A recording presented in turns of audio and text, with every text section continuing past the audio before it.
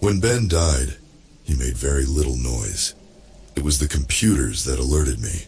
Shrill alarms and flashing lights.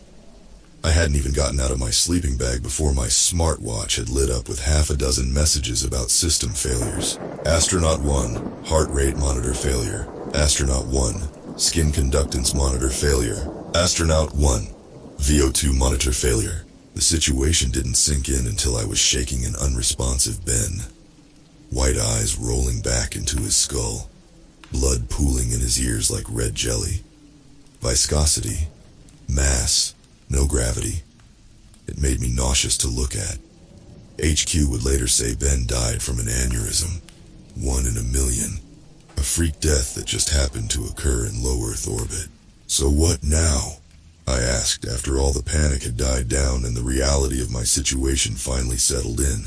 HQ sent me a rarely used or discussed document that outlined what I'd have to do.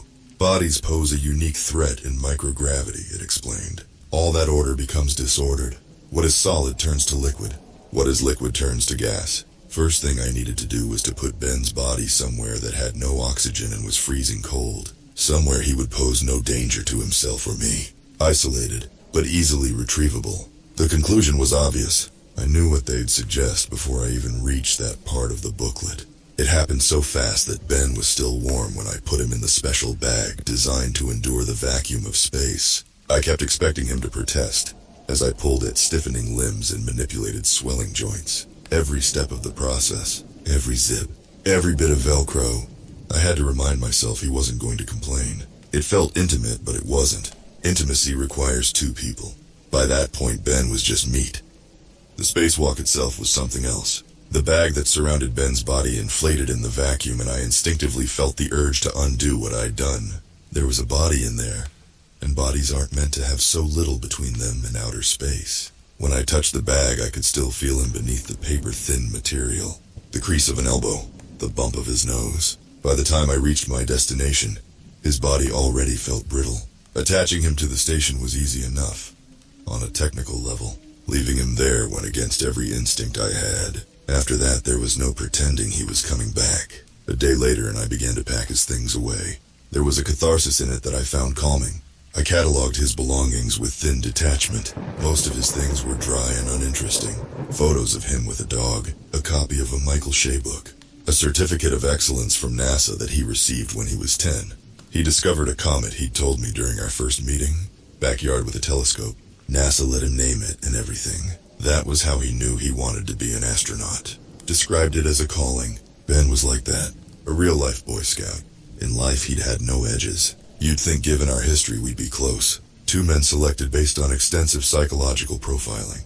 Together we had simulated multiple missions to Mars. 2 on the ground, 1 in space. All of them highly secretive. An official mission to Mars was meant to be next, at which point the whole project would be made public. But the key to having 2 people work together, alone, for nearly an entire year, isn't to find 2 guys who are best friends forever. It's finding people who won't grate on one another, neither hate nor love. 2 men who enjoy their own company, but don't mind one another. Ben and I had become acquainted over all that time together, but it wasn't like we were brothers in arms. We worked so well precisely because there was no meat to the friendship, no stakes, nothing to argue over. To me, Ben was a nice guy, but that was all. I figured he was plain and simple all the way down. No dark secrets, no real problems to speak of. The journal changed that. It was taped to the inside of a panel of a computer at his workstation. He must have hidden it close to his things, somewhere out of sight but easily retrievable. Frayed leaves and yellowed pages, like some ancient artifact. Last thing I expected to find in a space station. I almost mistook its leather cover for some sort of personal Bible. The sort of well-worn tome held up by a preacher, making exclamations about the devil. But its insides were handwritten, and hardly in keeping with a Bible. Scribbles, shapes, phrases repeated and dissected. Some of it was even in binary. It seemed like the ravings of a child or a lunatic. I thought it was maybe a mindfulness exercise, empty-headed doodling to help him get his head straight during stressful moments. But that didn't explain why he'd hidden it. and why the numbers and pages seemed strangely organized. I don't know how to describe it exactly, except to say there was the vague impression that it meant something to the person who'd made it. Every last gram on a shuttle is accounted for. What you bring up with you? It can't be some random crap you want last minute. Ben would have had to clear the journal. I'm assuming he kept the contents secret. One look at what he'd been writing, and NASA would have had him in psych eval before the end of the day. But the book's size and weight would have had to be logged and accounted for. It could not have gotten on the station by accident. So I knew immediately that Ben had wanted it for something. I studied it for over an hour trying to figure out what that was. Flicking from one page to the next, glaring at rows of numbers, strange fractals. Something that looked like a cross between an eye and a textbook drawing of an atom. Given the way his writing and art skills developed throughout the book, I began to suspect he'd been adding to it since his childhood, which was just another layer to the growing mystery. I thought I was never going to get any insight into the book until, about 3/4 of the way through, I came across yet another page filled with rows and rows of numbers. Only this time one of the strings was underlined, and a single word had been scratched ragged and angry next to it. The only bit of English, or any human language, in all those pages. The only thing written in a way that could make sense to a living human. The word itself made me stop dead in my tracks, made my blood run cold. 70318042636 aneurysm. The suspicion that came over me felt like a kind of madness. I told myself I had to be nuts when I checked the data from Ben's biomonitor, that I had to be crazy to even entertain the notion, but the information recorded by several different machines confirmed it. Ben's exact time of death was the 17th March, 2018, 0426 hours and 36 seconds. I don't think I moved for a good 15 minutes after that. Just stared at the data as my mind worked its way around a giant, impossible realization. Ben knew he was going to die. Of course I tried to rationalize this. Anyone would. I came up with half a dozen reasons he'd written what he'd written. None of them were comforting, although they at least fit in with a more rational worldview. Take, for example, the idea that Ben had killed himself at that exact moment in time to meet some sort of prophecy he'd scrawled days or even hours before. Was that a good thing? What did it mean for me? Ignore the logistical issues. What poison can be timed to the second? Let's just say that's what he did. That left the hair-raising question of why, and there was no comfortable answer that I could see. Of course I went through that book with a fine tooth comb looking for any more clues. I wish I hadn't. I eventually found another word, this one closer to the very end of the journal. Another date and time stamp, one that lay 6 weeks in the future, and another word scratched painfully into the paper by a clumsy fist. Immolation. Permission denied. I bit my lip and took a deep breath. What about the station's integrity? I asked. No sign of any issue from external cameras, they replied. I can hear something banging on the hull, I told them. Nothing is visible on the cameras. That's why I need to go take a look, I wrote. It's hard to argue with a computer. You can't shoot at a death glare. HQ could have easily arranged video calls, but really, they wanted the distance. Made it easier to say no. Solo spacewalk is incredibly dangerous. They quickly wrote back. Microphones in station hull are reporting nothing of concern. Usual impact from debris. Nothing that corroborates reports of external tapping. Permission for spacewalk is denied. I made no further response, but instead closed the screen and wondered if they were being entirely truthful. The tapping sound, coming and going over the last few days, was unmistakable even over all those whirring machines and motors. Space stations are loud. They even give us earplugs to handle it. But whatever was out there was somehow louder. Or perhaps, given the circumstances, I was just sensitive to the thought of something, anything out there. There was no denying it annoyed me. Just one of those sounds I found impossible to block out. Like water dripping in a bathtub at 3 a.m. Tap, tap, tap, tap, tap. No sense of order, not on the surface level, but something maybe. Underneath. Some sense or reason. Some kind of regularity that the brain detects and can't let go of. How could the microphones possibly miss it? Sleep was getting progressively difficult. At times I thought the station under some kind of hidden stress. Materials freezing and warming in irregular ways. No atmosphere, no conduction of heat. Things get hot in the sun's rays. Objects warm and cool to both extremes. This is routine stuff for anything up in space, of course. But it didn't stop me thinking about all the ways the station was just a pile of metal that could come undone, could break and tear, bend and stretch, like watching the wing of your plane wobble during turbulence. It's an uncomfortable reminder that you're just a monkey in a fancy toy. And what if something had come loose? Something. Oh, ha! At first I stuck to this notion strictly, asking myself what if some antenna or strap or bit of metal had gotten loose and was banging against the hull. That would be bad. But of course, that wasn't really what I was thinking. It's what I wrote to HQ about, over and over and over. But what was really on my mind was the thought that maybe, somehow, he had gotten loose. And of course, that's not so silly, right? The specially designed bag he was in, the one that would vent any gases produced by decomposition while maintaining his body's integrity, was brand spanking new. Know how many times it had been tested? Never. Never ever. Ben was the first. So of course it might come loose. Just because it's space-age technology doesn't mean it's sophisticated. He was strapped to the outside like a Christmas tree to the family sedan. Maybe, I wondered, one of the straps had broken and now he was thumping against the side every now and again. Never mind that there wasn't anything out there to prompt that kind of buffeting. No air, no wind. If he'd come loose, he'd just float a little farther away. But something was making that noise, and I worried almost constantly that it was him. Only problem was I had cameras, lots, and all of them every single time showed the same thing.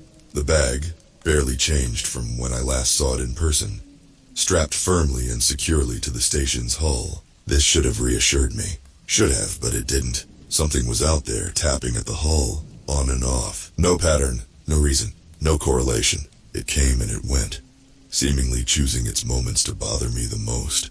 Sleep was difficult for multiple reasons. The tapping was bad enough, but lately my nightmares had taken a strange turn.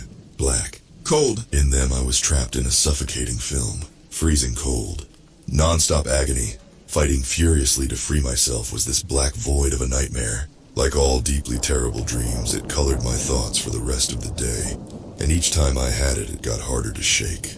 I tried to endure, compartmentalize, take my mental turmoil and put it in a box, write unhinged across the lid, and sit rocking back and forth waiting for my rescue. And that was an option, a good one. But there was one little word that stopped me going the route of hunkering down and ignoring my own madness. Immolation. When HQ told me the date of the shuttle would reach me, I spent quite a bit of time wondering if this wasn't just some big experiment. The sheer coincidence of it all, the magnitude of it. They'd sent me the message and the subject line had 3 exclamation points. Like the communications officer on the other side couldn't wait to deliver good news for once. Let their professionalism slip. They'd finally arranged a shuttle to retrieve me after it was done dropping some guys off at the ISS. It was lucky it had come so soon. A stroke of logistical genius allowed them to sneak Ben and me back without it being too conspicuous. I should be very thankful, they told me. But I was just stunned. The date matched the one Ben had written out.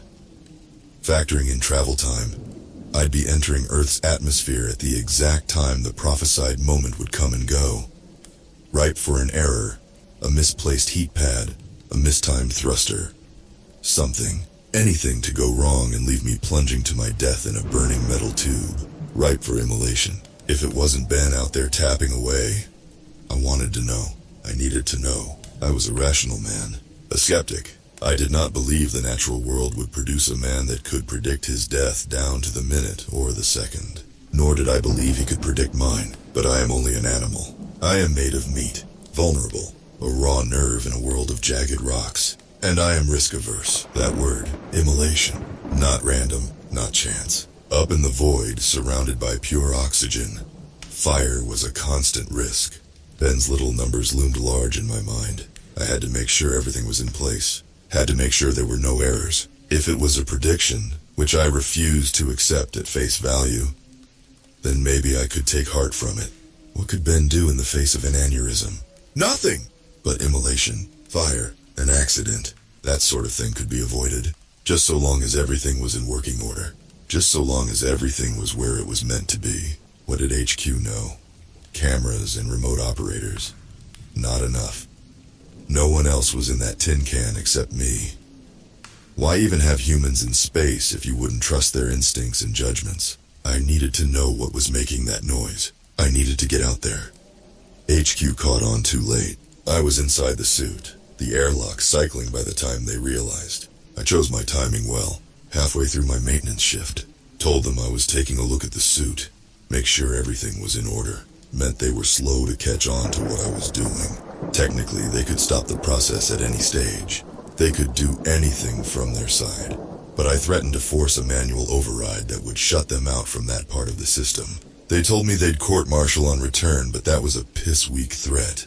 For me, the stakes were higher than a court-martial. In the end, they backed down. Know how hard it is to build a space station in secret? It came first. If the spacewalk went wrong and I died, the station would still be there. A billion-dollar asset awaiting the next top-secret mission. It was my neck on the line, not theirs. I accepted it.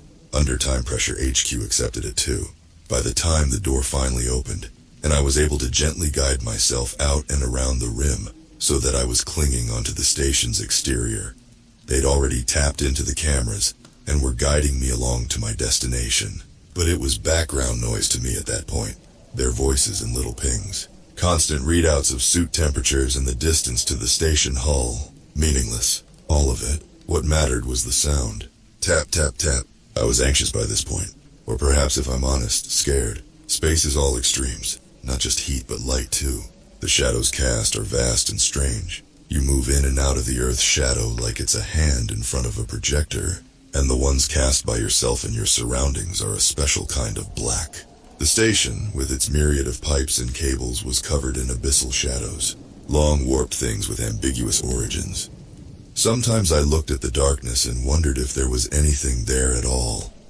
Or if the station was simply bisected by some kind of strange cosmic force.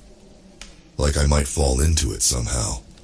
Forever lost. Normally I'd think it was beautiful. Spacewalks had for me, in the past, been an almost religious experience. This carried the same sense of weight, but for very different reasons. I felt watched. Something I tried to ignore, but it got harder and harder. Kept looking over my shoulder. Kept overthinking every little bump and vibration I felt on the station's hull. By the time I reached the place where I had strapped Ben's body, I was close to a panic attack. That whole part of the station was covered in darkness. The kind where I couldn't see a damn thing. It was only HQ's voice telling me I'd reached my destination that let me know Ben was lying just a few feet from me. Under their direction I found him, and when my light fell upon the bag itself I saw the metallic fabric glitter with ice. Touching it I felt Ben's frozen body inside, hard as rock. I gave him a nudge and he didn't move an inch. The straps holding him in place were still there, firm as ever. What else could be causing the sound? I asked. There is one option. The nameless voice on the other end sounded reticent, but that had been the default since Ben died. HQ always sounded like they were holding something back. What's that? We are not 100% certain how corpses would respond to the changing temperatures in vacuum. Obviously, parts of the body will freeze and expand. Fluids, in particular. Right now, the bag has a lot of surface contact with the metallic hull. One theory is that blood may be freezing and sublimating as the surface beneath changes temperature. I looked at the bag and grimaced. How much blood exactly? We cannot possibly say for certain how much would have left the body. Only that the bag's job is to contain it until return. We are able to confirm using instruments in the station that the panel you are standing on is well below freezing. Everything should be in a manageable state, so to speak. Solid. Likely one large clump. They replied, and then after a moment they added, "You wanted this. It would be a waste of resources now that you're out here not to investigate further. You need to look inside. Of course I'd wanted this, hadn't I? To satisfy my morbid curiosity. To address the rabid thoughts in my mind that had kept me awake, filling what little sleep I had with nightmares. Now that I was at the threshold, I found myself so afraid that even moving my hand took a kind of effort. And yet I had no choice. I had to see this through. The bag opened with a specially designed zipper. No sound, but I could feel the click, click, click of the specialized teeth opening up. It's stupid, but as I unfurled the flap I could have sworn a terrible fetid stench passed over me. It lasted no more than a few seconds, but was so vivid I turned and snapped my eyes shut as they watered. Power of suggestion, I told myself as I reopened them. That was all. Nothing more. No air, no sound, no smell. I took a few deep breaths, tried not to let the incident unsettle me further, and looked inside the bag. Multiple people watching my video feed gasped while I made a fairly unflattering noise somewhere between a moan and a cry. I'd expected something. God, at worst I'd expected something ghoulish. Blue skin, icicles collecting around the eyelashes, like a body found in the Arctic. But Ben had transformed. Great jagged shards of frozen blood had erupted from the eyes and ears and mouth. His jaw dislocated to an unnatural angle as an icicle the size of my forearm forced its way out. His neck was broken, his torso shredded with strips of flesh hanging off in ribbons, and his hands were clawing at his face with bizarre yellow nails. They'd even left grooves in his skin. What the fuck is this? I asked no one in particular, only to realize that HQ had been talking amongst themselves the whole time. A malfunction in the bag. Unexpected pressure. Temperature changes. No, this isn't normal. Let's not pretend this is normal. Guys, I shouted, splitting the chatter and leaving silence. Why are his arms like that? Muscle spasms, possibly caused by, well, whatever caused the unusual reaction in his circulatory system. Maybe that caused his arms to curl up towards his face. There are scratch marks on his cheeks, I replied. Skin under his nails. Are we sure he was dead when I brought him out here? A dozen urgent, alarmed voices, all desperate to avoid even the slightest hint of responsibility, told me no. That was not possible. But looking down at Ben's tortured face, I couldn't help but feel a bit of doubt. I was about to ask what I ought to do next when the sun rose across the station. Unlike Earth, this wasn't a gentle morning. It flipped like a light switch. Thankfully, the suit reacted before it had a chance to blind me, but the temperature began to rapidly climb. I watched as something beneath Ben's skin began to writhe in the new warmth. That's definitely not normal. We can offer no further insight into the situation as of this moment. The footage you're sending us is under review by a panel of experts, HQ told me, somewhat urgently and robotically, like the person on the other end was stifling panic. Current orders are to take samples, reseal the bag, and return to the station. You sure I should be taking this stuff inside? There was some mumbling before the same operator replied. Forget samples. Seal the bag, return to the station. Gladly, I replied before pulling the zipper shut. I was keen to leave and made the journey back faster than I should have. That crawling sensation you feel when being watched. It was all over me, made me clumsy, and I knocked myself more than once on the way back, like I was suddenly unused to the suit's controls. I just couldn't escape the notion that everywhere I looked, someone or something had darted back just out of view. Of course, that was impossible, so I told myself. What could survive out in space? But it only made it that much worse to imagine something slinking into the shadows, tapping on the hull, stalking me every step of the way back. When I finally reached the door, the tension inside me rose. If something was going to happen, it would happen now with my back turned on infinity. I had never felt so vulnerable. Reynolds. The sound made me jump.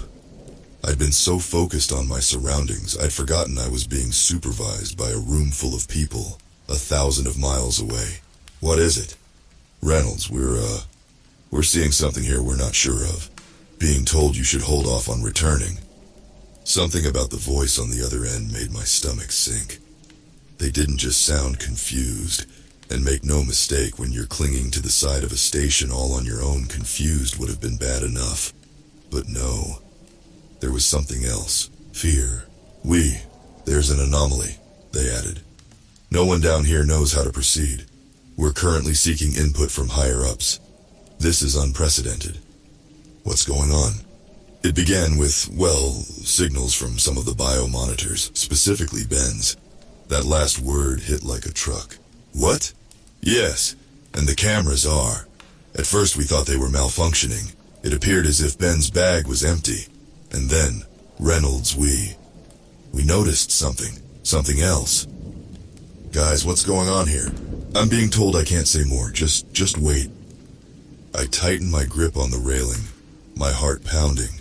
Finally, the door cycled open and I was ready to disregard all orders when the man speaking to me from HQ practically screamed in my ear. Don't enter, Reynolds. Do not enter the station. What we're seeing on the cameras, you can't let that in. If something's out here, I'm getting to safety before it reaches me. Tap, tap. I stopped. My brain processed. I'd heard that. I'd heard something in the vacuum of space. I looked around at my hands, my feet. That couldn't be possible.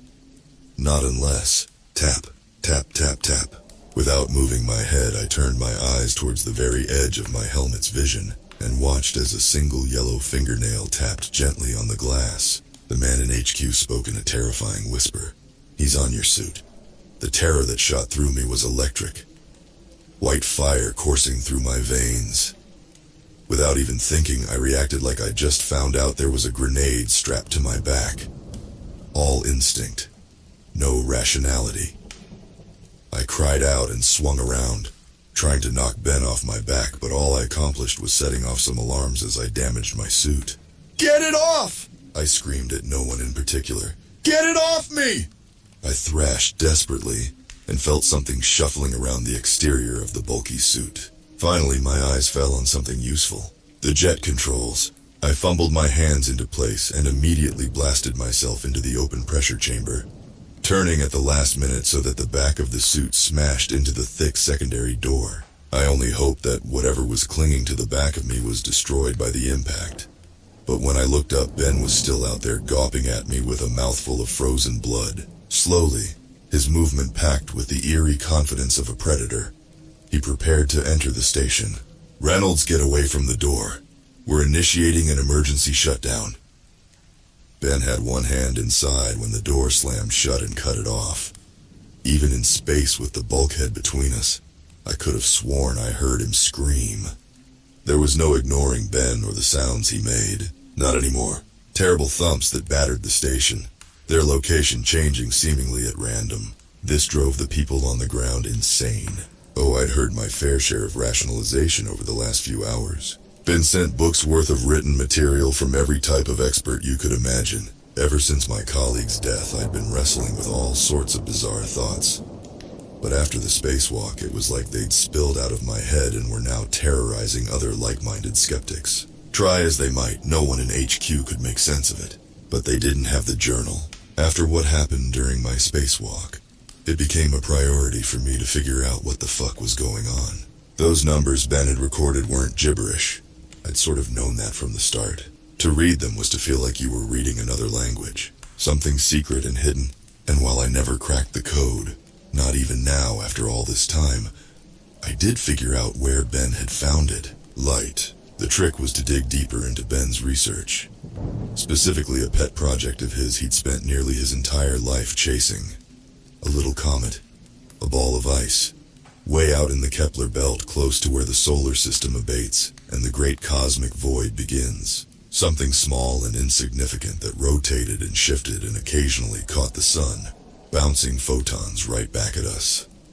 A glittering snowball so faint as to be invisible unless you happen to look at the right place at the right time. Like Ben did when he was just 10 and playing with hobbyist Dad's backyard telescope.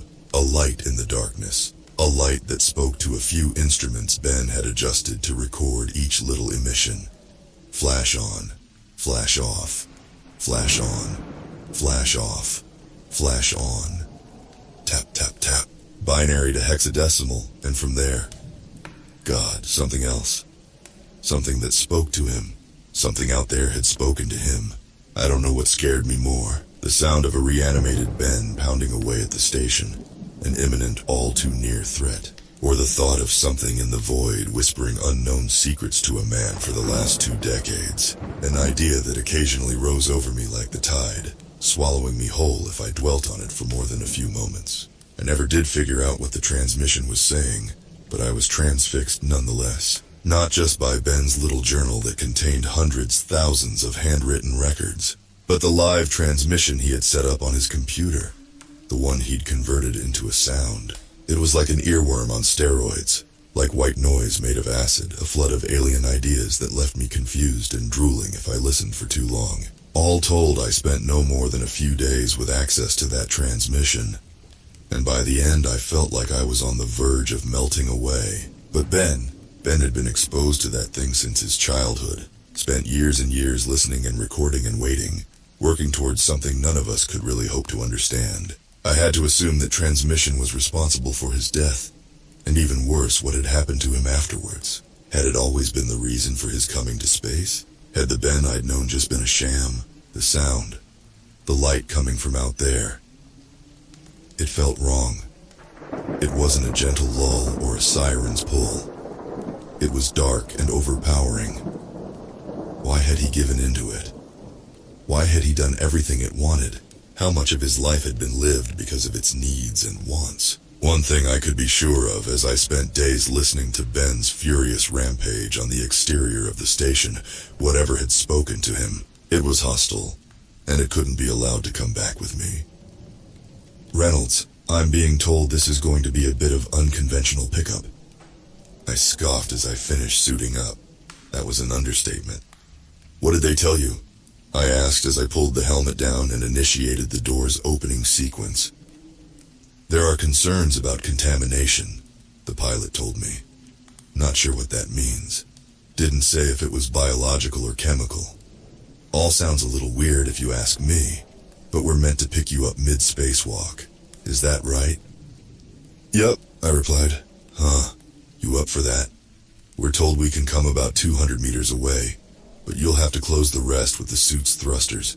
Gonna be something else for you. Untethered journey from one vehicle to the next. It's never been done before. I'm well aware of the risks, I said. Just keep your eyes peeled. This time it was his turn to scoff. For what? He cried. You'll know it when you see it. I made the journey with my back to the shuttle, floating in the wrong direction at a slow but consistent speed. My eyes glued to the station, looking for some signs of Ben. There was the occasional flash of something red. A slight shimmer of movement, often obscured by some of the station's panels and antennae, that let me know he was still on the exterior, skulking around somewhere. So long as he stayed there, I knew I'd be okay. But the entire time I kept waiting for the other foot to drop, for the tension to finally explode into that life-threatening danger I knew was waiting for me. It came as a surprise when I finally approached the shuttle without incident. Pilot told me I was a few meters away and it was time to turn around. So I did, drifting around as gently as a diver returning to the surface. I had my back to the station no more than a few seconds when the pilot grunted. Huh, that's odd. He sounded nonchalant, but the object that hit me was anything but minor. Ben, uninterested in making the journey safely, had launched himself off the station as fast as he could. And with no way of slowing down, he hit me at full speed, slamming me up against part of the door frame and sending us both tumbling out into the void before anyone had even had the time to register his attack. This time he was not letting me get a door between us. He scrambled over my suit like a deranged insect, one that I desperately tried to swat away as the great void spun around us both. Stars turned to lines, the shuttle swooping past my helmet's field of view in almost random directions. It was sickening and terrifying, and I hoped to God I'd be able to correct the spin before it got out of control. But all of that came second to the monster who was clinging to my suit. At some point he crawled around in such a way that I got a good look at him, the first in a few days. It was up close, personal. Even with the helmet's glass between us, I could make out such stark and startling detail that I momentarily froze in terror, aware only vaguely of the pilot's panicked transmissions. Jesus Christ, what the fuck is that thing? Reynolds, you need to get yourself stabilized much further, and we won't be able to help. And whatever you do, you need to know, that fucking thing isn't coming aboard this shuttle. I wanted to reply, but I was busy trying to get an arm between me and Ben, who was now a profusion of jagged red crystals of varying sizes. Some as big as kitchen knives, others like sewing needles. A spacesuit's worst nightmare. A puncture wouldn't lead to the immediate decompression you're probably thinking of. Instead, I'd have a few moments at most, before the air enveloping the suit dissipated, and after that my lungs would collapse. My blood would start to boil, and the water inside my eyes, nose, ears, and other soft tissues would vaporize and try to escape. Like frostbite on fast forward, but punctures weren't my sole concern. I knew I had to stop Ben's hands getting a grip on the helmet. I don't know if whatever had animated him had access to all his memories, but Ben sure as shit knew how to remove a helmet from the exterior, so all my focus went on keeping his nasty little fingers away from my neck. A puncture would still leave me enough time to return to the shuttle, but with no helmet I'd be doomed to a very painful death. So I fought the best I could, knowing everything hinged on me pushing him away. But Ben was lithe and insectile, constantly slipping out of reach whenever I got close to giving him a good shove. His fingers could easily find purchase on the suit and its many little greebles, while I was basically wielding oven gloves that offered no dexterity. I had no hope of shaking him off the usual way, but I did have something on my side. Inertia. The whole time we'd been spinning furiously, and that rotational force was just about the only thing trying to peel the two of us apart. So far I'd been fighting it, but why? I realized at the last moment I had one option left. So I jammed half thrusters on and decided to make the nearly out of control spin much, much worse. Normally, an uncontrolled spin is one of those nightmare scenarios any astronaut dreads. Humans are irregularly shaped, and once you start rotating along more than one axis, applying more force is likely just to make it worse. Correcting takes a huge amount of experience and insight, and even then there's no guarantee you can stop it. More likely is that by the time you figure out what you need to do, the rotational forces will have you on the brink of unconsciousness. And from there, death is just a stone's throw away. For me, it was the only chance I had, so I accelerated the spin, and kept accelerating, holding the button down until the forces at play pulled Ben further and further towards the front of the suit. That's where inertia wanted us. Two objects in near symmetry, ready to break off in opposite directions at any moment. Ben held on for longer than I did. At some point my limbs went weak, my vision dark, and my arms fell to my side, no longer able to fight the monster off. But by then it took everything Ben had just to cling on to me, and he could no longer attack or fumble at my helmet. Eventually, even he had to give in as the spin grew faster and faster, and the forces trying to separate us grew too strong. It was like every roller coaster I'd been on merged into one and ramped up to 11. The last thing I remembered before I lost consciousness was the sight of Ben's monstrous face being flung off into the void. I came to aboard the shuttle. Several men and women crowded around me. Jesus Christ, you're a lucky son of a bitch. I groaned and made eyes towards the person who had spoken. It sounded like the pilot. Nice to put a face to the voice. I don't feel lucky, I gasped. You spun right towards us. We were already suited up and on our way. Timed up well. That suit was riddled with holes. Any later and we wouldn't have been around to catch you and get you into safety. As it is, pal, you're going home. Medical check shows no real issues. I think you're going to be okay. Where's Ben? The people around me shared a funny look before one of them realized. Benjamin Waitley? The other astronaut on board, is that what? Who was attacking you? I nodded. Well, he's gone, they replied. If that really was your colleague, we're sorry. I feel like there's a story we're missing. I'll catch you up when I'm feeling better, I coughed.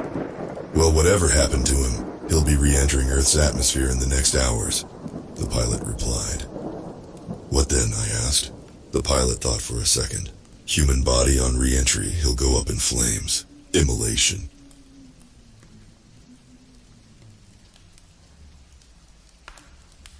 I remember the first time I saw it.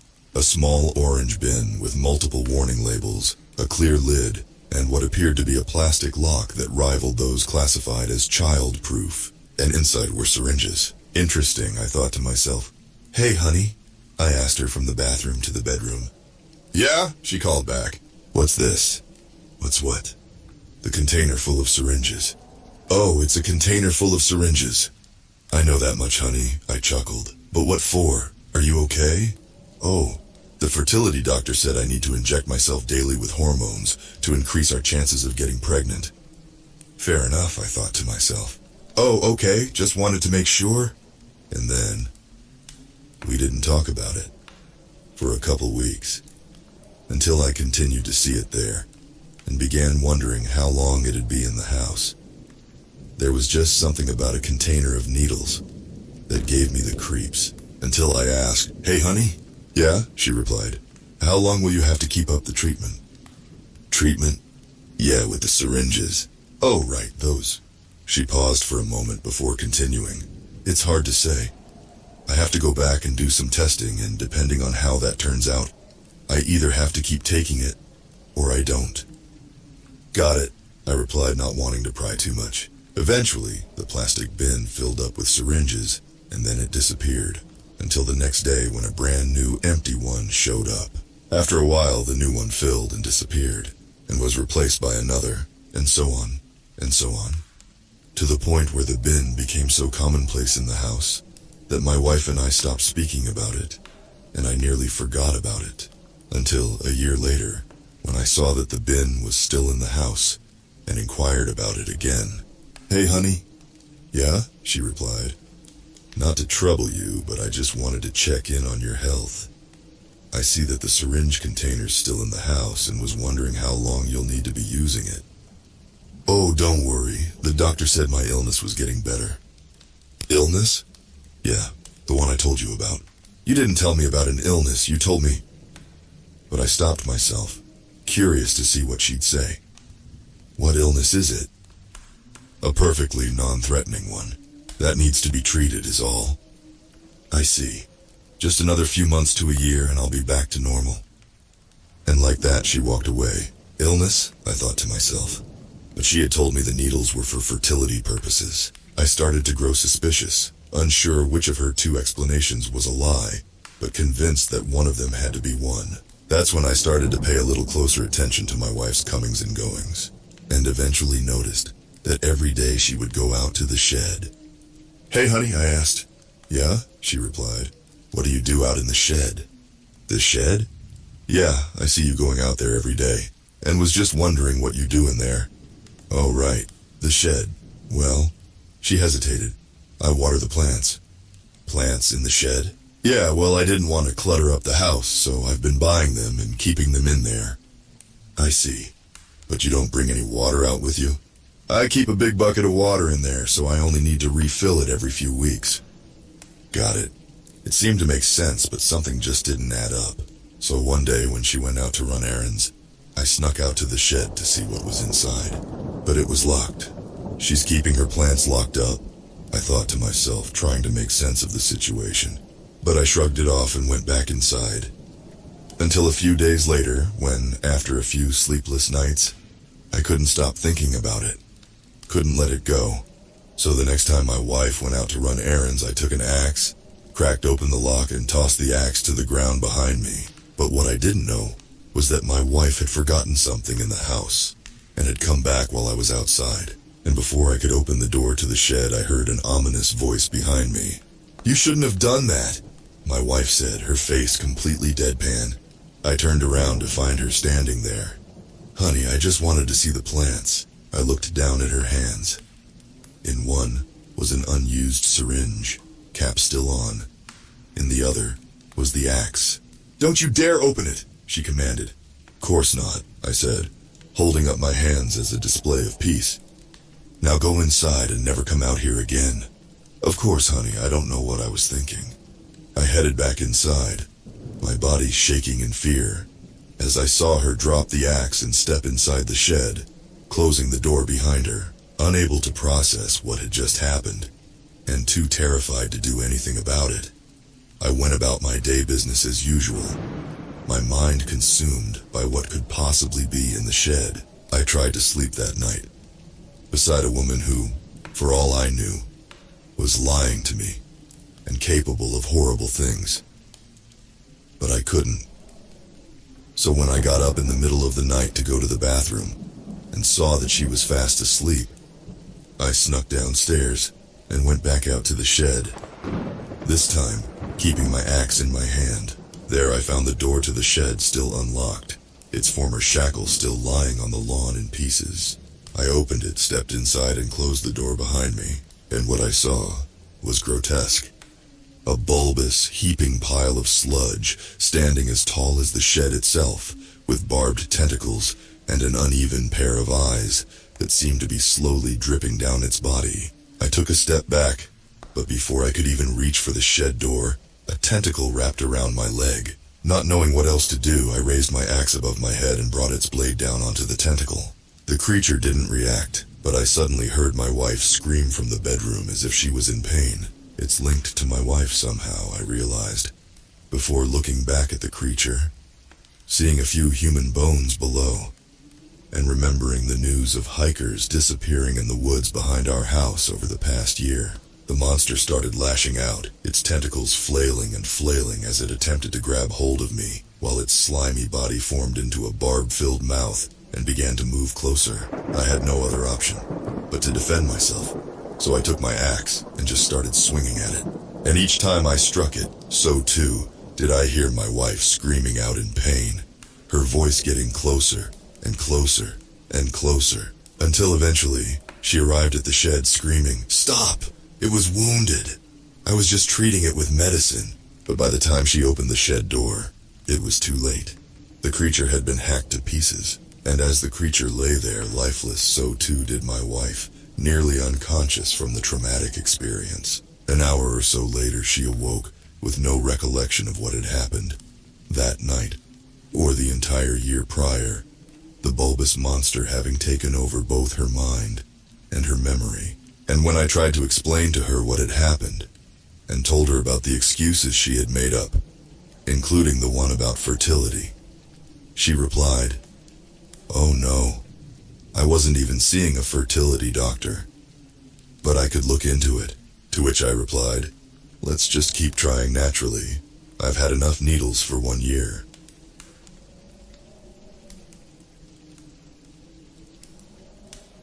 My high school years were amazing. Sports and grades have come to me naturally, but I always struggled with one thing: women. As a senior in high school, I never got to experience the pleasures of having a girlfriend. And I wish it stayed that way. Lana was perfect. Her almond-shaped hazel eyes and her wolf cut were the first to catch my attention. I remember her walking into the classroom and greeting our teacher. She was beautiful. My teacher must have seen me eyeing her down because the seating arrangement he gave her was the seat next to mine. The first words she ever said to me were, "Hey, dude." It took me a minute to register, but I eventually responded with a quick, "Hi." From there, we hit it off and became friends. I did my best to get her adjusted to the school and even helped her with schoolwork. Soon we became class partners and finally broke the ice. Study sessions were where I got to know her more. She had the same energy as I did. She liked my jokes and I liked hers. She told me how she came from another school because of her parents' work and really appreciated my company. As time progressed, we hung out more outside of school. Often we would get food or watch movies, but only as friends. She didn't really talk to too many people, so I appreciated having her all to myself. She eventually became my best friend, and the more we talked, the more I realized how much I liked her. As homecoming was near, we decided to go as a couple. I couldn't believe that she said yes and couldn't wait for the big night.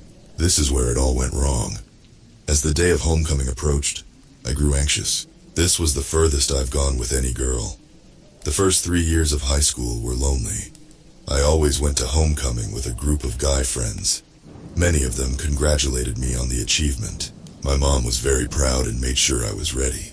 As the day of homecoming arrived, I was ready. My mother rented us a limo and bought me a brand new suit just for the special occasion. I called Lana before heading to her house to pick her up. She told me just how excited she was, and vice versa. Finally arriving at her house, I knocked on her door. No response. After a few minutes, I called her. No answer. I decided that she might be in the backyard, so I crossed over through the side like I usually do. After knocking on the back door, I was relieved to hear the voice of Lana's father. "Who is it?" Lana's father opened the door with a confused look.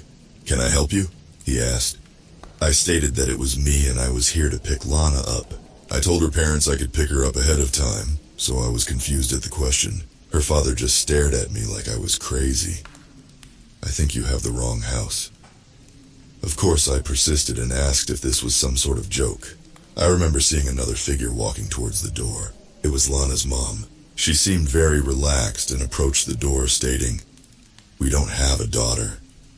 I was dumbfounded. After a good minute of arguing and persisting, Lana's father told me to leave. I hesitated, thinking that they might have disapproved of me being their daughter's date, but they grew more and more aggressive. Finally accepting my fate, I stumbled across the steps as I hurried to the car. I could already feel my eyes tear up as I realized I was stood up. Why did she ghost me? Why did she tell her parents to act like assholes? Did I do something wrong? I had so many questions that were never answered. I lived in a relatively small town. Everyone knew each other. So when everyone claimed that this Lana girl never existed, I nearly lost it. After I went home from the incident, I cried to my mom about what happened. She looked very confused and asked me who I was talking about. I was sobbing. I told her it wasn't the time for a joke and I needed someone to talk to. But she continued asking me who I was talking about. Just like Lana's parents, I stood my ground. But the same thing happened. She forgot. It got so bad that I had to pull out my phone and show her a picture of her, except she wasn't there anymore. Not a single trace of her was left on my phone. Her pictures, videos, and messages were all gone. Our old Instagram posts together were non-existent.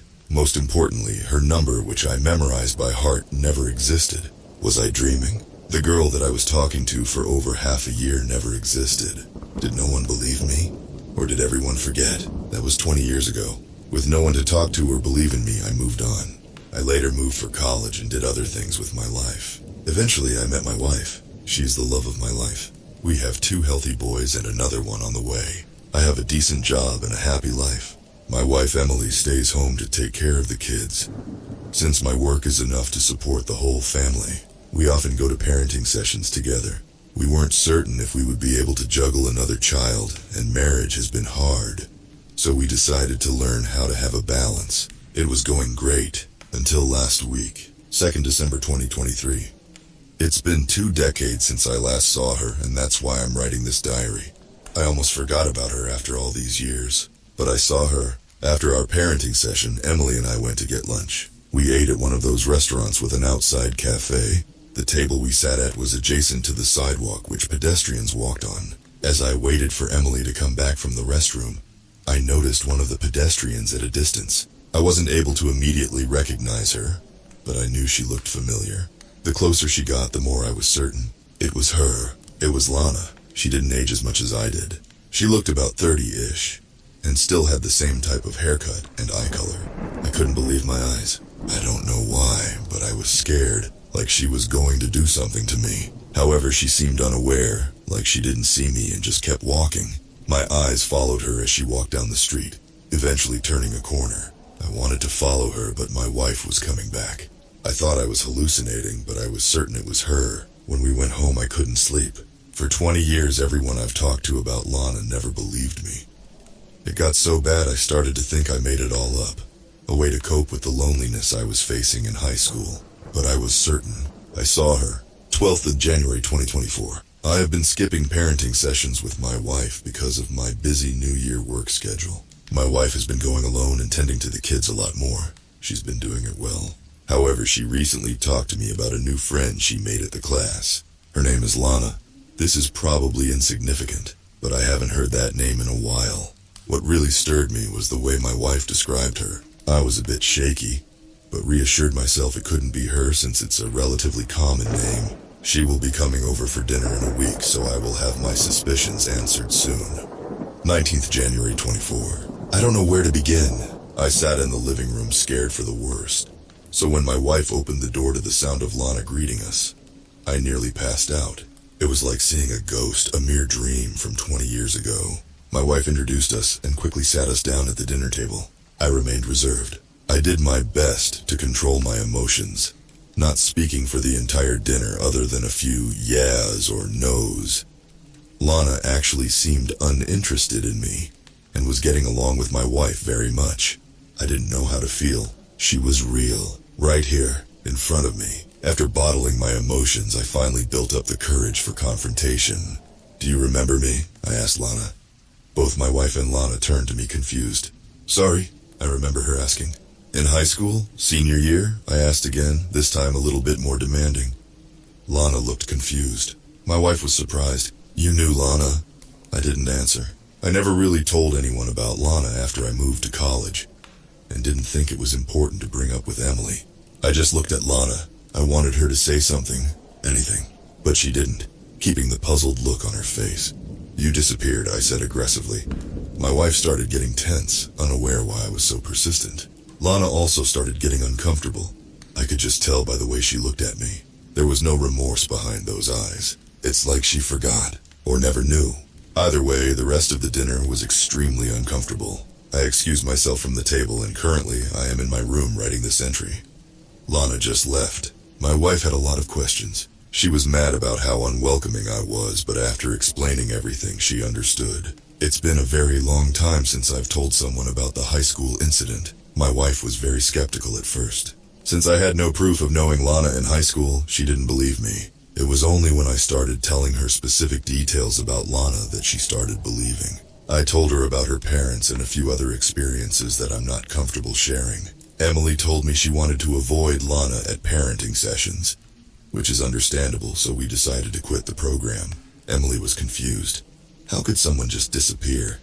We decided to Google her name. There was almost nothing about her online other than a few work-related profiles.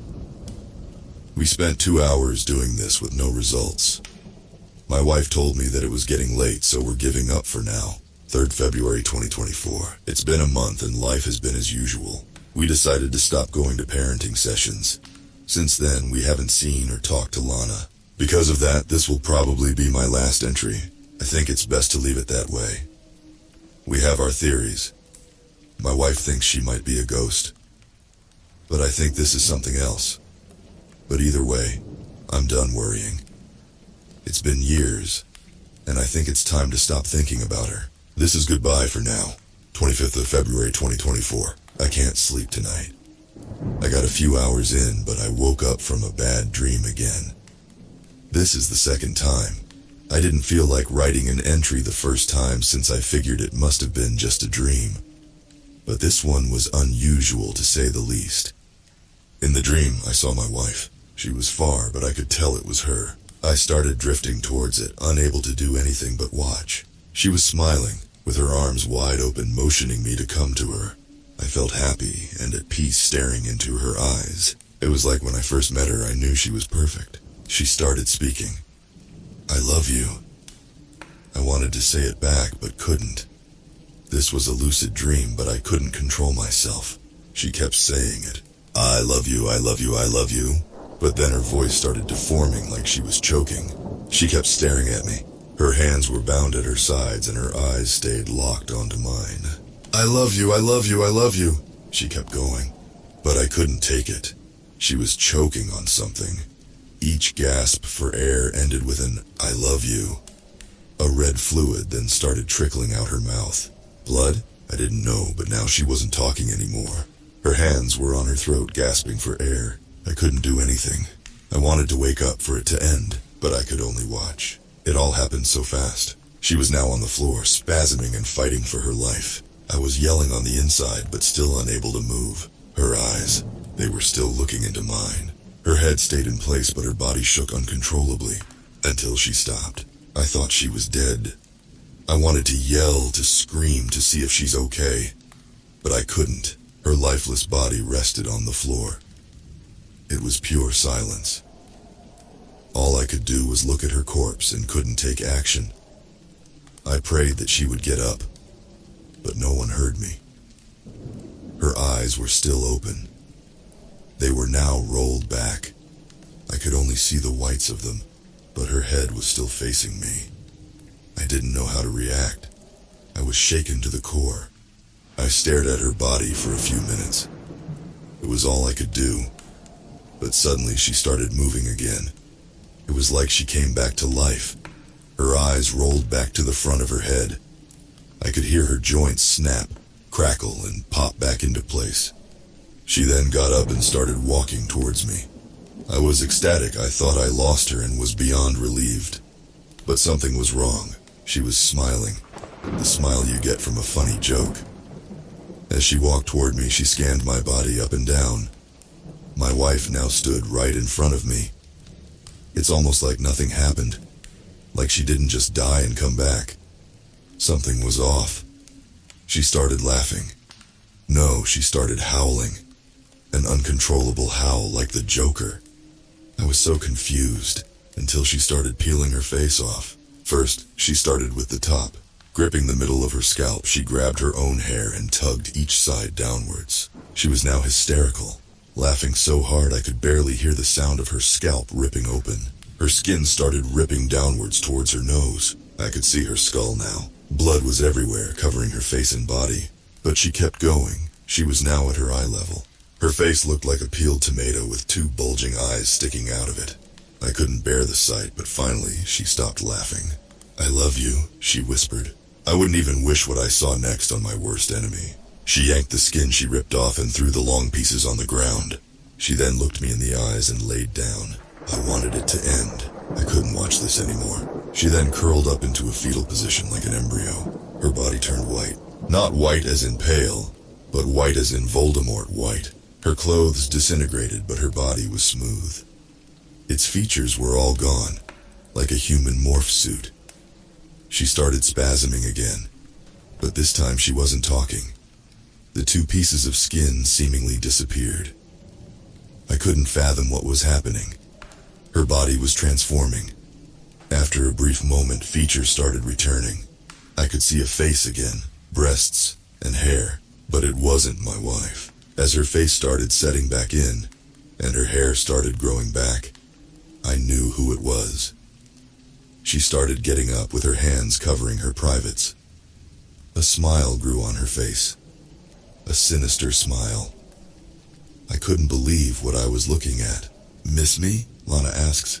I finally woke up. It was finally over. I was sweating like a dog in summer heat when I jumped out of my bed. The time was 3 in the morning. I had only got a few hours of sleep.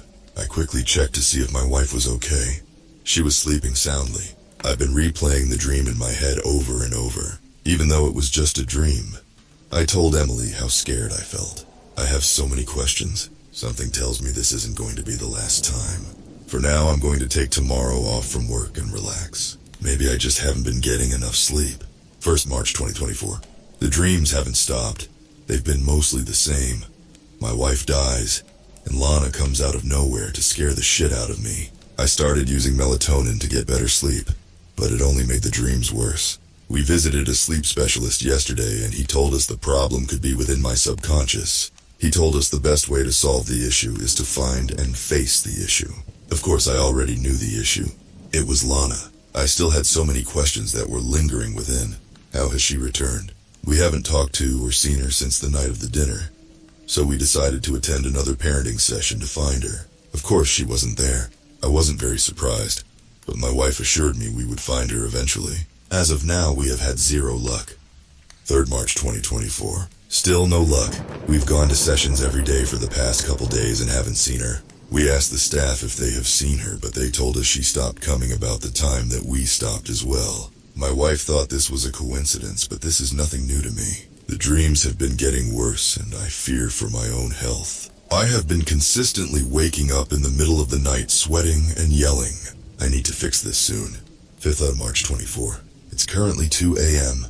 I had another shitty dream. Usually I would be bound to something, unable to talk, and forced to watch my wife die while Lana appears. I was already used to the routine. It sounds messed up, but I've grown used to seeing my wife die in the worst ways possible. So far she's ripped her own skin off, set herself ablaze, and shot herself in the head. I hated every minute of it, but I've become desensitized. Lana would always appear shortly after Emily died. I didn't understand why, since I never thought about Lana on a daily basis, but this one was different. Emily cut her stomach open and spilled her guts over the floor. Nothing unique. But this time Lana had walked in early. She didn't appear from Emily's corpse like she sometimes did, but she rather walked in from outside of my view.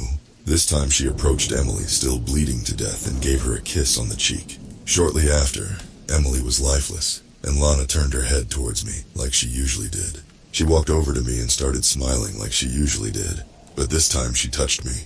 She touched my lips, circling between the top and bottom, but that wasn't the part that concerned me. I could feel it. It was only a dream, I told myself, but I knew this was different. She read me, like she was staring into my soul, like she knew what I was thinking. I didn't know how to react. I couldn't.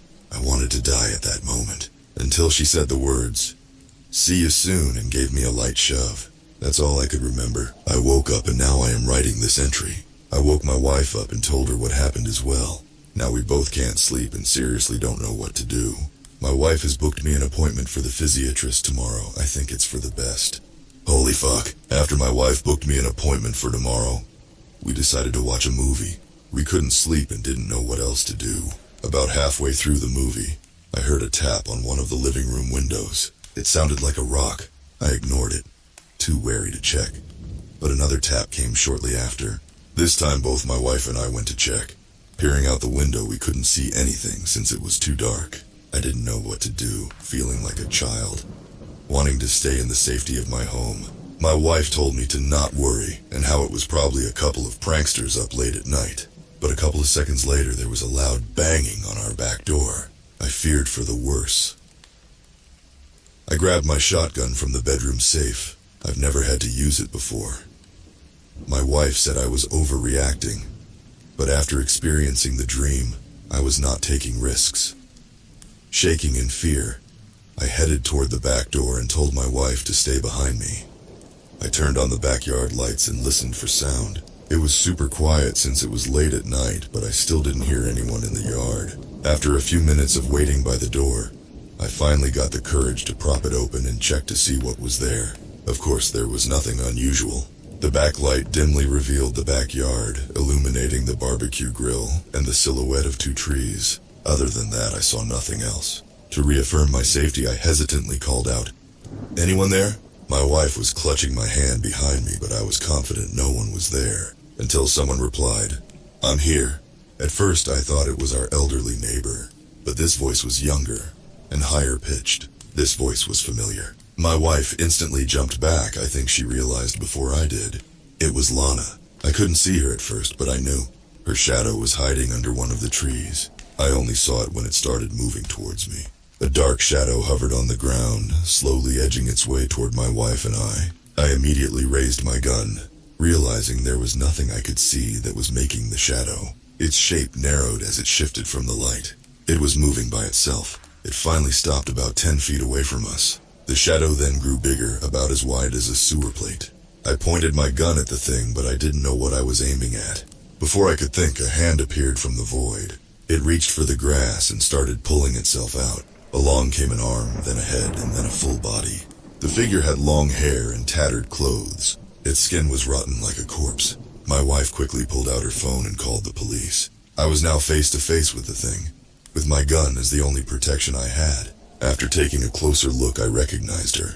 It was Lana, but her body seemed semi-decomposed, like she was a zombie. She just stood there menacingly. I wanted to shoot, but I couldn't. There was nothing behind those eyes. Her face rose and met mine. Then she lifted her arm towards me, reaching for my face. Her dry and cracked lips started moving, with only a groan coming out of her mouth. My wife, who was still behind me, told me that the police would be here soon. I didn't hear her, hyperfixated on Lana's next move. Lana was unresponsive like a statue, but then she started moving. I could see her plant her foot into the ground, ready to charge. "Don't do it," I warned her, but she ignored me and started rushing. My wife screamed, seeing the sudden movement of Lana. She was fast, so fast that I almost didn't pull the trigger in time. My shotgun sent Lana flying.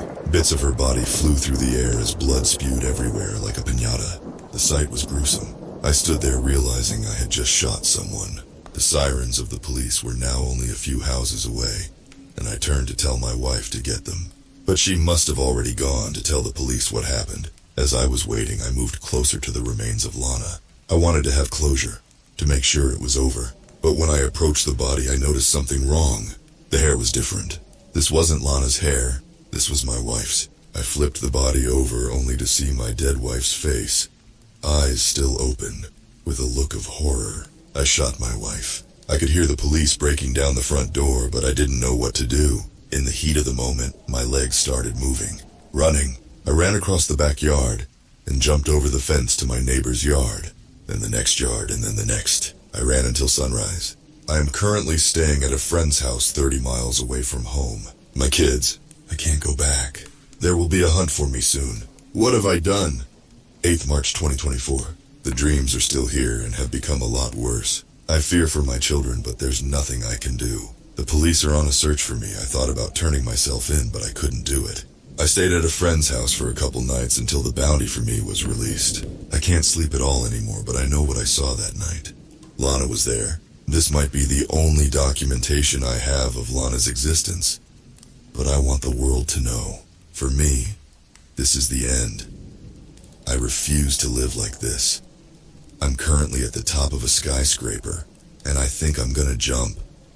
I don't know if I'm gonna go through with this, but I will update y'all if I don't. This is me signing off now. Goodbye.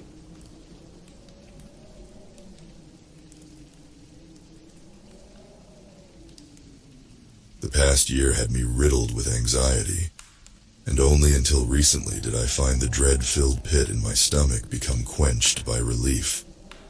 It's a strangely blissful feeling. The feeling that one's little secret will remain that way until death. I'll be upfront about it. There's no point beating around the bush. I murdered my husband just over a year ago.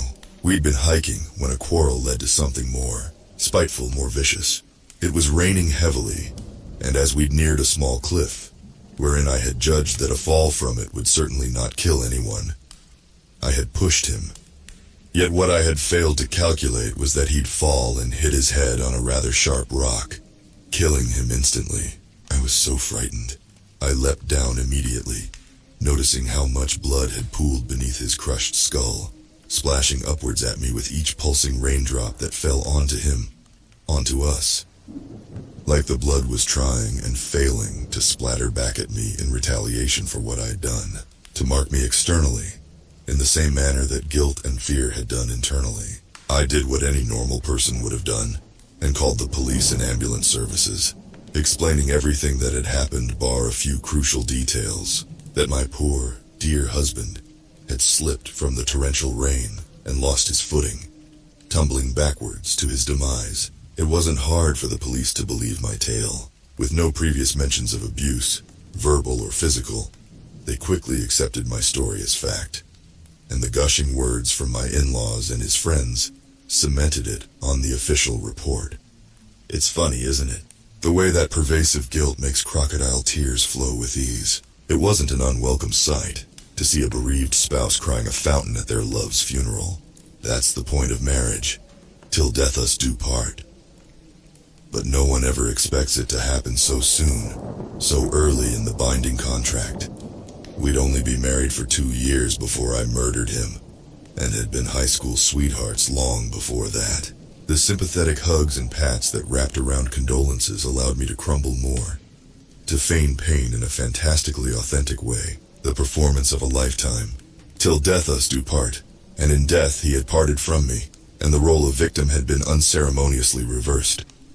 I was the victim now, the victim of purely unfortunate circumstances. The thing is, though, is that guilt is an incredibly difficult emotion to shake off. It wraps around you like shackled binds, covering your mouth and ears in a thick smoke that clouds your perceptions. And as guilt takes its hold on you, it provides more leeway for its lover to sink, its icy claws into your back as well. Paranoia. Following the funeral, paranoia engulfed me, followed me wherever I went, which was mostly just from the bedroom into the kitchen. I was terrified of being caught out in the lie. That any moment a policeman would come knocking at my door, having found the slightest beacon of truth cracked through my fabricated story. I had considered turning myself in many a time, but with each day that passed of me withholding information, the greater the consequence of my actions. Technically, what I'd done was more akin to manslaughter than murder. I hadn't planned on murdering him whatsoever, just spooking him a bit. I hadn't premeditated it either. What I feared more, however, was that the care and sympathy that etched my loved ones' faces throughout the whole ordeal would be replaced with disgust, horror, and anger substituting pity. I'll admit that I liked it a lot. The feeling of being cared for so much, like I was a mere baby, cradled by words of assurance and love, little encouragements that made my life so much easier. It was a free pass from any mistakes. Work became less heavy, and permission to engage in alcoholic indulgences more often than was healthy was also prevalent. It was a high I'd never felt before, the feeling of being excused from the mundane normalcy that everyone else had to trudge through. I suppose you could call it something akin to Munchausen syndrome, without the need to actively self-induce illness to garner the attention I so desperately needed. My dead husband had done that all for me.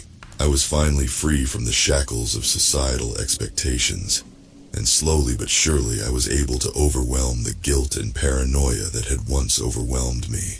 I had won and gained nothing but the benefits of it all. That was until a week ago. Sitting on my sofa, whilst languidly sipping red wine, the lock to my door began to jostle, as if someone had a key to unlock it. My mind went straight to my mother-in-law, who'd had a spare set made in order for her to come and hand me a freshly made casserole. She'd done nothing but coddle me since her son's death, and I had to quickly hide my gleeful grin with a more sorrowful expression. Standing up and hiding my drink, I walked into the hallway to greet her. Except it wasn't her, it was my husband. I shrieked in fear, the feeling of bile threatening to unleash blood-red spew from my mouth. He was there, in his suit, smiling at me with blinding teeth that could have melted the hearts of any spouse desperately wanting to be reunited with their other half. Could have, should have. But for me, I felt nothing but abject horror. Oops. Sorry, honey. Didn't mean to frighten you. He smiled sympathetically as he took of his suit jacket and hung it on the coat rack. He waltzed towards my rigid frame and enveloped me in a strong hug. He was warm and his breath hot. He was real. His flesh wasn't that of a reanimated corpse. He was alive. My ear that was pressed against his chest could hear the low thumping of his heart pumping blood. I could barely speak. I pushed away and ran to the bathroom, hurling muddied and reddish vomit into the porcelain basin. He shot in behind me, holding my hair up as to not get it sodden. "Oh God, honey, are you all right?" he asked, love and care dripping from his words. I simply continued to vomit. "Shall I get you some water?" he'd asked. And before I could respond, he'd already gone and fetched a glass.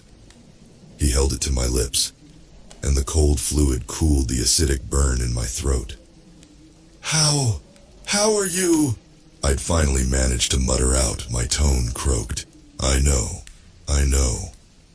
He sweetened, rubbing soft circles on the small of my back. "I was swamped at work today, but at least I'm getting paid overtime. Boss said I'm due for a promotion soon. I was thinking maybe we could go on a nice weekend getaway, or..." I'd interrupted him. "You're dead. You died. And I felt my breath grow louder, raspier, and I knew a panic attack was fast approaching. The clamminess in my hands and on my temples told me just as much. "Oh, did you have a nightmare? It's okay, shush." He started, picking me up off the bathroom floor and ushering me back into the living room, setting me down on the sofa, whilst whispering sweet nothings in my ear. I never would have thought that such honey-ridden words would bring such wasp-like stings to my psyche. "It's just a nightmare, sweetheart. I'm here now. It's all right." I don't think we stayed up for much longer after that. I silently tiptoed around him, nervously trying to gauge if I was having some intense hallucination, that my paranoia hadn't really left, and was punishing me for being so complacent in the past few months. I remember being unable to sleep that first night, his shallow breathing jerking me back to reality.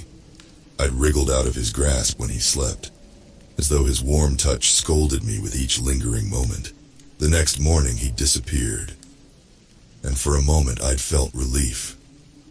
Relief that maybe I wasn't insane. Yet the indent of his pillow brought me back into a state of shock, and told me I wasn't truly absolved of his presence. He was downstairs in the kitchen making breakfast, the humming that left his lips swirling into the music that emanated from the radio. "Pancakes. I thought you might need them this morning."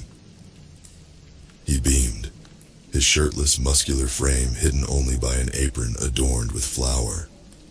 To any other love-struck wife, this would be a dream, a perfect achievement that life was bliss. To me, it was unfurling rapidly into a nightmare. Did he know? Did he remember what I'd done? Had I dreamt the whole past year up? Had I been stuck in a sick fantasy that made me crave his disappearance? I'm not hungry, I stated more spitefully than I had intended. Like a wounded puppy, he frowned, before rushing over and placing the meat of his palm against my forehead. It was still warm, still real. Are you still sick from yesterday? He worried, and it took every muscle in my body to prevent myself from slapping his hand away. Finally, he released me. You don't look very well. I mean, you look fantastic, as you always do. Just a tad under the weather. He kissed my cheek, and the wetness from his lips sent iced shivers down my spine. Shall I call your work? Tell them you don't feel well? He asked, and I nodded rigidly.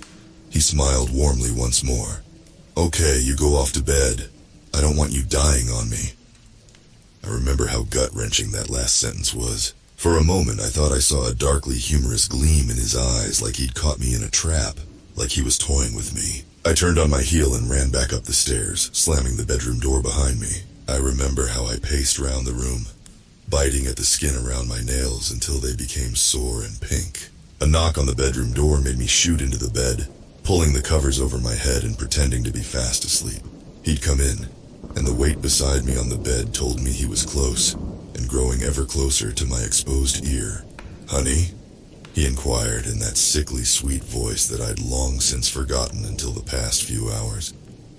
A finger brushed the hair by my ear, lovingly I assumed, but all I'd felt was lingering torment. He must have thought I'd truly managed to fall asleep that quickly. A dark chuckle left his lips, before excited squeals racked his chest.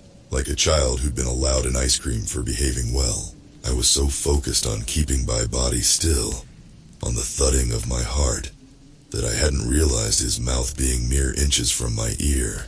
Till death us do part. Then he'd left. I waited there for what must have been an hour, frozen in place. He did know. He knew exactly what I had done, and he was toying with me. This was my judgment day. After I'd decided enough time had passed, I gingerly left my bedroom, tiptoeing around and noticing that his car had gone. The kitchen was spotless, so he must have cleaned up. My perfect undead husband had left for work.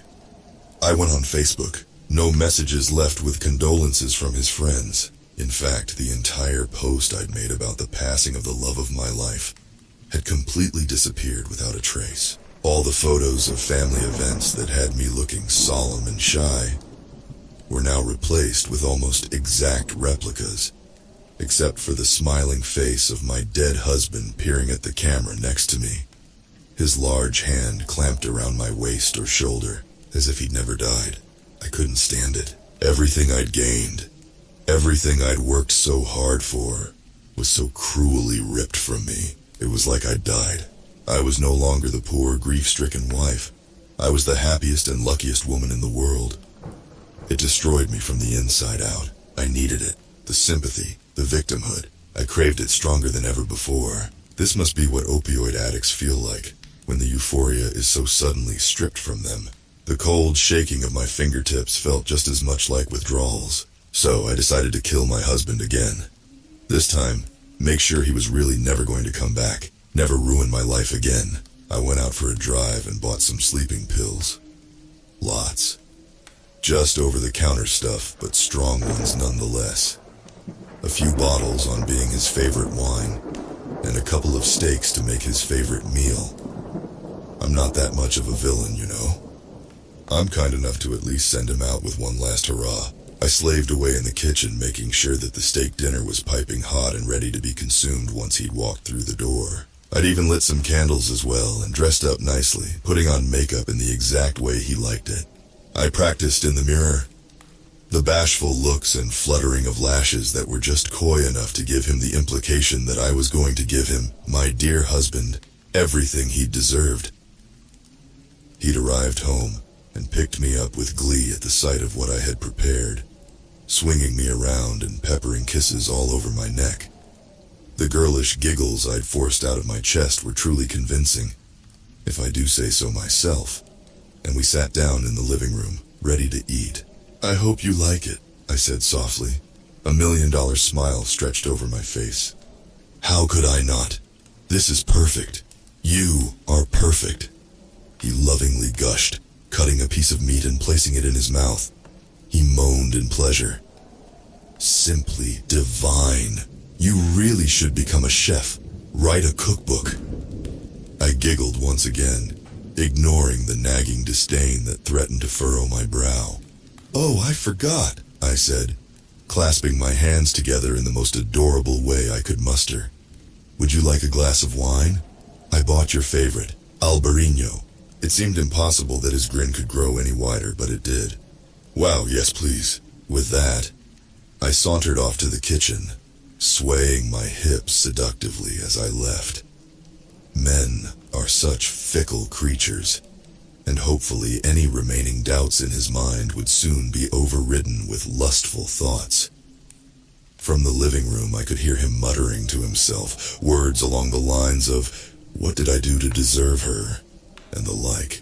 I was ever so fortunate that my husband was a white wine drinker, and me a red, so bringing in two distinct glasses would be of no alarm to him. I'd already opened the bottle of Albarino hours before he'd arrived, filling the bottle with packet after packet of crushed sleeping pills, which had allowed enough time for them to fully dissolve into the pale liquid. I emerged back into the living room, placing his glass of wine in front of him whilst taking a sip from my own, and kissed him on his cheek. A small blush arose from him and he gleamed with mirth.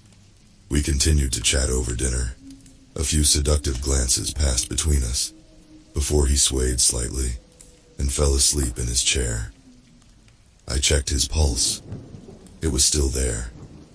Slowly his body crumpled onto the floor, the deep slumber rendering his muscles useless. Here was the tricky part.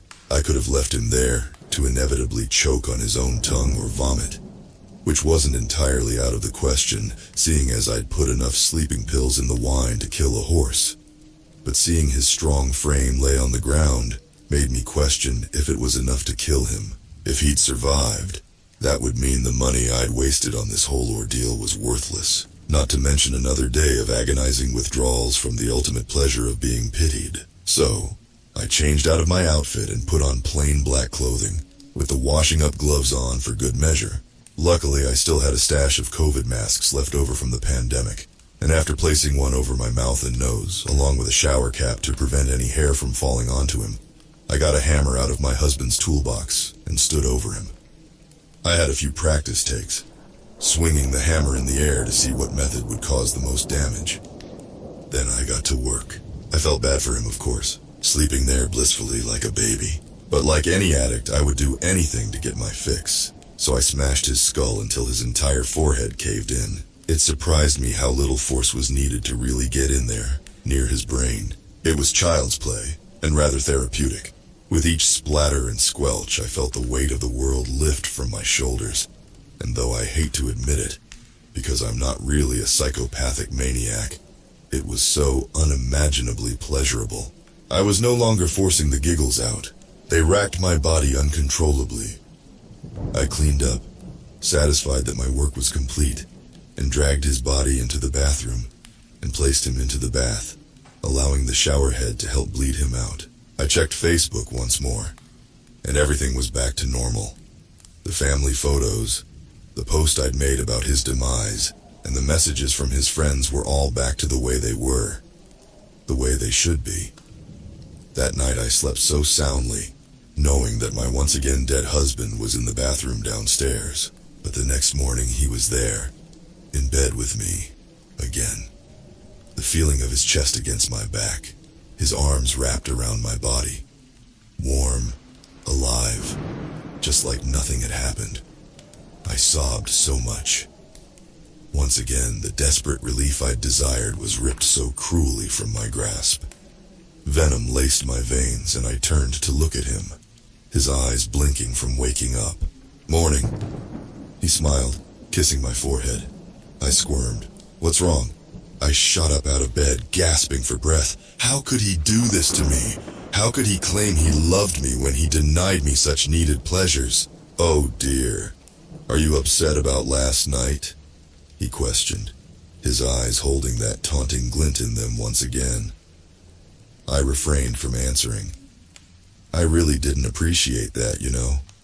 To think you'd be so naive to try and get rid of me again. He chuckled before getting out of bed to approach me. It doesn't matter, though. I don't mind it. You shouldn't try it again, though. You don't know how hard I've tried to make this work. He nestled his head into the crook of my neck. He knew what he was doing, playing with me, hurting me. What the fuck do you want? I spat out, pushing him away. He wasn't startled at all. He just kept smiling sleepily at me, like I was the cutest thing on the planet. It made me sick. I just told you, I want to make this work, he repeated, scoffing like it was the most obvious thing in the world. I suppose it's time to come clean now. The argument we'd had, the first time that I'd killed him, was because I had wanted a divorce. I was feeling trapped, like I hadn't lived my life properly, fully. I'd been with my husband since I could remember, as childhood friends, to dating as teens, to married as young adults. As my friends went out to party, to have fun, to fulfill fickle desires with one-night stands and toxic shags, I was working to provide for a life that I'd never known otherwise. He, of course, never wanted to leave me. That's when I'd pushed him away to his untimely demise. Till death us do part, remember? He kissed my hand, rubbing his cheek against it lovingly. I snatched it away and slapped him with the other. He didn't seem fazed at all, just continued to look at me with an enamored expression until I'd left the bedroom. Throughout the past week, I murdered my husband more times than I could count. I drowned him, electrocuted him, poisoned and suffocated him. I set him alight, I beat him to death. I even stabbed him right in the neck. But every time I killed him, he came right back, as loving as ever. He never fought back when I murdered him. He stared at me blissfully, even when I'd poured gasoline over his head or lowered the hairdryer into the bath. He just sighed with slight annoyance but shrugged it off, chuckling at my failures, my incompetency. It drove me mad. But I had noticed my thirst for pity, for attention from grieving family members and friends, had begun to diminish. I no longer craved seeing the messages pop up on my Facebook, offering condolences and such. Instead, I craved the feeling of getting rid of him. Tonight, I'd sat down and had a conversation with him, one which finally opened my eyes. He'd cuddled up to me on the sofa as we watched some terrible telenovela rerun, and I'd simply let him shower me in affection. I'd given up on trying to push him away. "Why won't you die?" I asked tiredly. He simply chuckled. "I thought we'd been over this, sweetheart. Till death us do part." He kissed my cheek, curling his fingers in my hair. "So why won't you part? You've died multiple times by now, and you still keep coming back." He sighed, shaking his head. That same sickeningly sweet smile plastered on his face, as unwavering as usual. "It seems you didn't take our vows seriously." He kissed again. "It's not until death I do part.